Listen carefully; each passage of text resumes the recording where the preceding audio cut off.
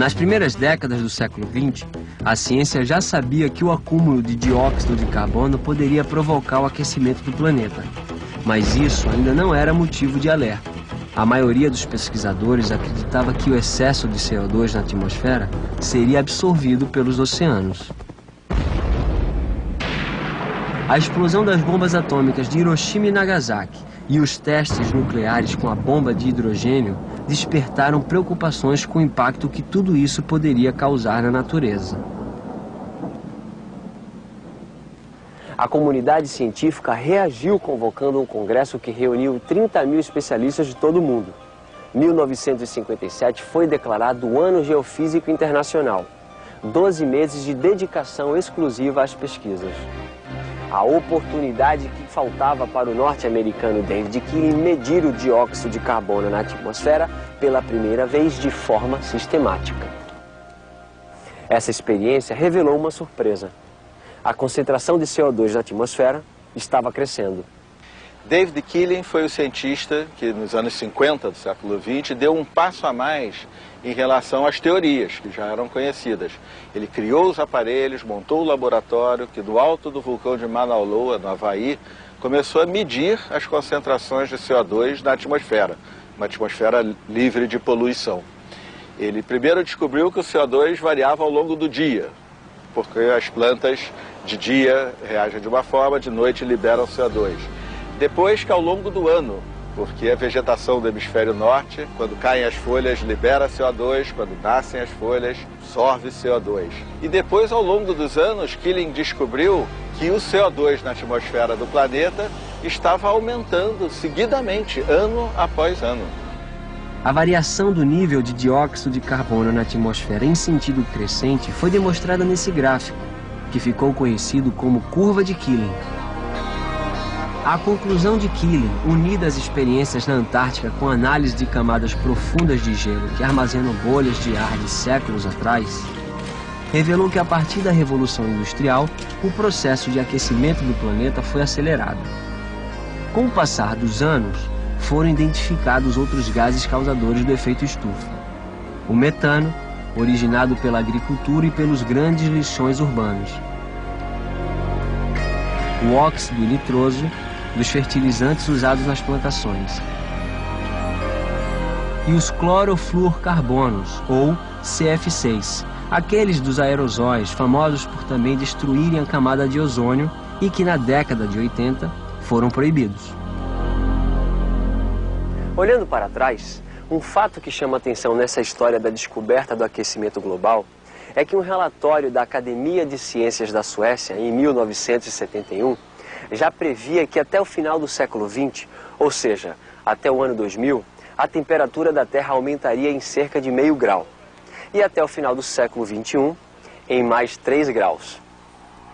Exatamente os mesmos números anunciados agora, em 2007, pelo Grupo de Trabalho do IPCC, o painel intergovernamental sobre mudança do clima. Por que perdemos tanto tempo? Levamos mais de 30 anos para que o clima fosse considerado uma prioridade global. O professor Luiz Gilvan Meira Filho vai nos ajudar a descobrir os motivos para tanta demora. Pioneiro no estudo do clima no Brasil, ele criou o Centro de Previsão de Tempo e Estudos Climáticos do INPE, o Instituto Nacional de Pesquisas Espaciais. O professor Gilvan é um dos mais antigos participantes do IPCC e já chegou até a presidir o grupo de trabalho científico do painel. Hoje em dia, olhando em retrospectiva, parece que essa noção de um aumento da temperatura média da superfície, as pessoas não reagem a isso. Houve muito progresso nos últimos anos no cálculo dos efeitos mais detalhados da mudança de clima. Por exemplo, coisas como o aumento não da frequência, mas da intensidade dos furacões no Atlântico, isso é algo mais próximo das pessoas. Ou esse estudo sobre uma mudança no regime de precipitação no leste da região amazônica que afetaria diretamente a floresta. Então, eu acho hoje que uma das razões pelas quais não houve muita reação à conclusão inicial é porque na época não se sabia o suficiente sobre os detalhes da mudança de clima. O primeiro passo para a mobilização da sociedade aconteceu em 1972. A Conferência das Nações Unidas sobre o Meio Ambiente Humano, em Estocolmo, na Suécia, despertou o mundo para a gravidade da situação ambiental. Foi aí que se falou pela primeira vez em desenvolvimento sustentável. Nos anos 70, a humanidade desperta para o problema do desenvolvimento sustentável, ou seja, como obter desenvolvimento econômico e social sem comprometer a qualidade de vida dos nossos filhos, dos nossos netos, dos filhos dos nossos netos, ou seja, as futuras gerações. Até os anos 70, a preocupação com a mudança do clima do planeta era principalmente de cientistas. Com a Conferência de Estocolmo, o surgimento do conceito de desenvolvimento sustentável, aparecem organizações não governamentais, o movimento ambientalista toma força e a sociedade começa a despertar para o aquecimento global, para a mudança global do clima. Outro passo importante aconteceu nos anos 80, quando o físico da Agência Espacial Americana, Jim Hansen, mostrou ao Congresso dos Estados Unidos as evidências de que as atividades humanas estavam interferindo perigosamente no clima. A passagem para os meios de decisão política, realmente devemos muito ao Jim Hansen, da NASA, porque em 1988 ocorreram situações extremas no tempo nos Estados Unidos e o Congresso americano fez audiências públicas. A presença do Jim Hansen apresentando de forma resumida o lado científico e chamando a atenção para as implicações em termos de políticas públicas foi decisivo. O resultado imediato foi a convocação da Agência Nacional de Ciências dos Estados Unidos, que sugeriu a criação de um painel com 3 grupos de pesquisa. Objetivos: analisar o estado do conhecimento científico sobre o aquecimento global, medir os impactos das mudanças climáticas e criar estratégias para enfrentar o problema. Logo em seguida, a ONU decidiu ampliar esse trabalho transformando o painel numa organização internacional de pesquisa, o IPCC, tão famoso nos dias de hoje. Mas espera aí, a história ainda não terminou. Falta a gente falar da participação do Brasil. Afinal, a Convenção das Nações Unidas sobre Mudança do Clima foi assinada durante a Rio 92. O Brasil foi o primeiro país a firmar a convenção.